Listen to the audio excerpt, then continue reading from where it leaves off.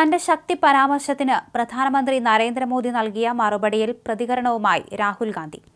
തന്റെ വാക്കുകൾ ഏതെങ്കിലും തരത്തിൽ വളച്ചൊടിച്ച് അർത്ഥം മാറ്റിമറിക്കാനാണ് പ്രധാനമന്ത്രി എപ്പോഴും ശ്രമിക്കുന്നതെന്ന് രാഹുൽ പറഞ്ഞു. പ്രധാനമന്ത്രിക്ക് ഞാൻ ആഴമേറിയ സത്യമാണ് സംസാരിച്ചതെന്ന് അറിയാം. രാജ്യത്തെ സ്ഥാപനങ്ങളെ, CBIയെ, EDയെ, ആദായനികുതി വകുപ്പിനെ, തെരഞ്ഞെടുപ്പ് കമ്മീഷനെ, ഭരണഘടനാ ചട്ടക്കൂടിനെ കൈയടക്കി വച്ചിരിക്കുന്ന അധികാരത്തെക്കുറിച്ചാണ് ഞാൻ ശക്തിയെന്ന് പരാമർശിച്ചത്. രാഹുൽ വിശദീകരിച്ചു. ആ ശക്തിയെ ഞാൻ തിരിച്ചറിയുന്നു. മോദിജിയും ആ ശക്തിയെ തിരിച്ചറിയുന്നു. അതൊരു മഹാത്മക ശക്തിയല്ല. അത് അഴിമതിയുടെയും അസത്യത്തിൻ്റെയും ശക്തിയാണ്. അതുകൊണ്ടാണ് ഞാൻ എപ്പോഴൊക്കെ അദ്ദേഹത്തിനെതിരെ ശബ്ദമുയർത്തുന്നുവോ അപ്പോഴൊക്കെ മോദിജി അസ്വസ്ഥനും രോഷാകുലനുമാകുന്നത് അദ്ദേഹം പറഞ്ഞു. തെരഞ്ഞെടുപ്പിന് മുന്നോടിയായി തങ്ങളുടെ എതിരാളികളെ നിശബ്ദരാക്കാൻ BJP കേന്ദ്ര ഏജൻസികളെ ദുരുപയോഗിക്കുകയാണെന്ന ആരോപണമാണ് രാഹുൽ ആവർത്തിച്ചത്. എന്നാൽ രാഹുലിന്റെ ശക്തി പരാമർശത്തെ BJPക്ക് അനുകൂലമായ രീതിയിലാണ് പ്രധാനമന്ത്രി നരേന്ദ്രമോദി തെലങ്കാനയിൽ വ്യാഖ്യാനിച്ചത്. തെലങ്കാനയിൽ ജഗതുലാലിൽ സംസാരിക്കുകയായിരുന്നു അദ്ദേഹം.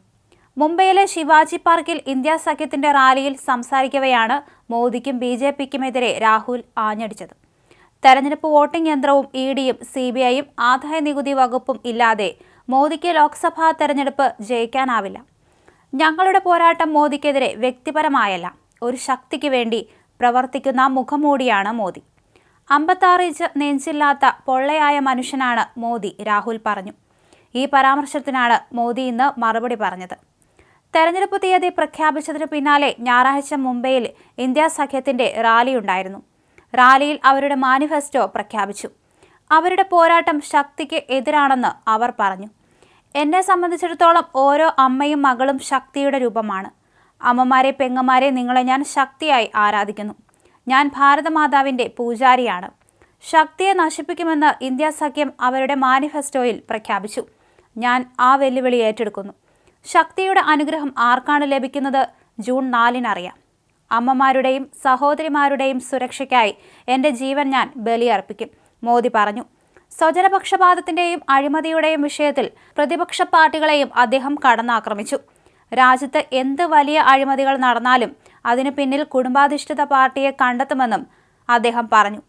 തെലങ്കാനയിൽ BJPക്കുള്ള ജനപിന്തുണ തുടർച്ചയായി വർദ്ധിക്കുകയാണ്. വോട്ടെടുപ്പ് ദിവസം അടുക്കുന്തോറും തെലങ്കാനയിൽ BJP തരംഗം ഉണ്ടാകുമെന്നും കോൺഗ്രസും BRSും തുടച്ചു നീക്കപ്പെടുമെന്നും അദ്ദേഹം പറഞ്ഞു. തെലങ്കാനയെ കോൺഗ്രസ് ഒരു ATM സംസ്ഥാനമാക്കി മാറ്റി. കൊള്ളയടിച്ച പണം ഡൽഹിക്ക് കൊണ്ടുപോവുകയാണ്, മോദി പറഞ്ഞു.